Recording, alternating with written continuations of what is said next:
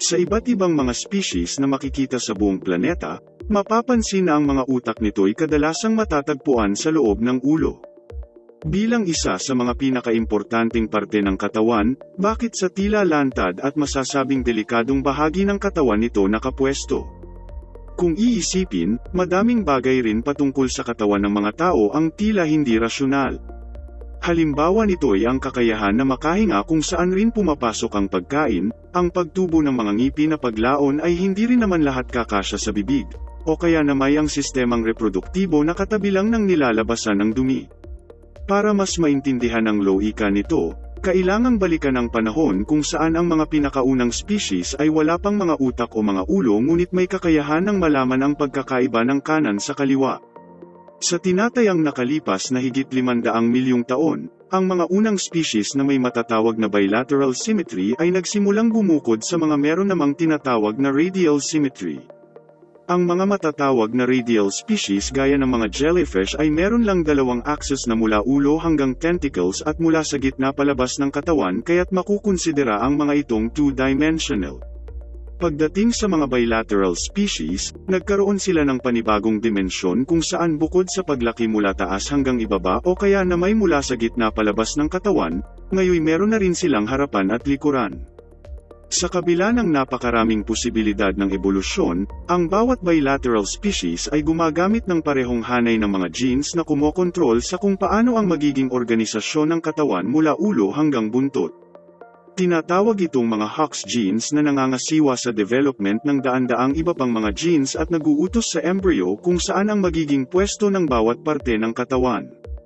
Ang nakakamangha rito ay kahit ang mismong mga Hox genes na ito ay nakakumpol sa chromosome sa parehong pagkakasunod-sunod gaya sa mga parte ng katawan na kanilang inoorganisa. Ito ang masasabing blueprint ng ebolusyon mula sa nematodes hanggang sa mga palaka, mga water bear hanggang sa polar bear, at mga bubuyog hanggang sa mga tao. Ang mga Hox genes naman ng mga species gaya ng sangkatauhan ay masasabing hindi mas komplikado, bagkus ay mas marami lang sa bilang kung ikukumpara halimbawa sa mga insekto.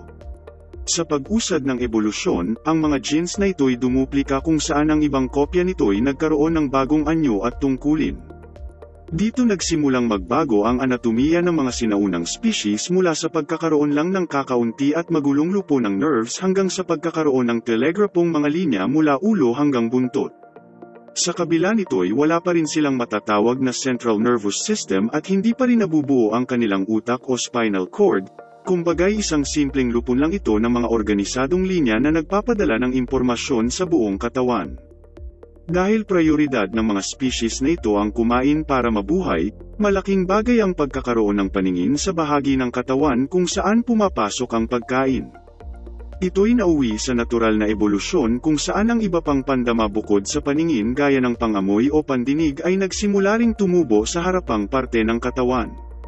Sa pagtubo ng mga bahaging ito, mas maraming nerves rin ang nagkumpulan sa iisang lugar at dito na nagsimula ang mga unang yugto ng pagkabuo ng utak ng mga sinaunang species. At dahil ang mga mata at iba pang parte ng katawan ay dumaan sa napakaraming sangay ng ebolusyon, ang nervous system ay kasabay ring umusad sa ebolusyon at naging mas komplikado. Sa pagiging mas mahalaga ng utak sa kabuuang anatomiya, isang uri ng species ang nagsimulang protektahan ang kanilang main nerve cord sa pamamagitan ng pagbabalot nito sa makukonsidera lang na protective wrapper. Di kalaunan ay naging mas malakas na ang paningin at pangamoy ng iba't ibang species kaya naman naging mas mahalaga pa lalo ang utak na nagpoproseso ng impormasyon mula sa mga parte ng katawan na ito.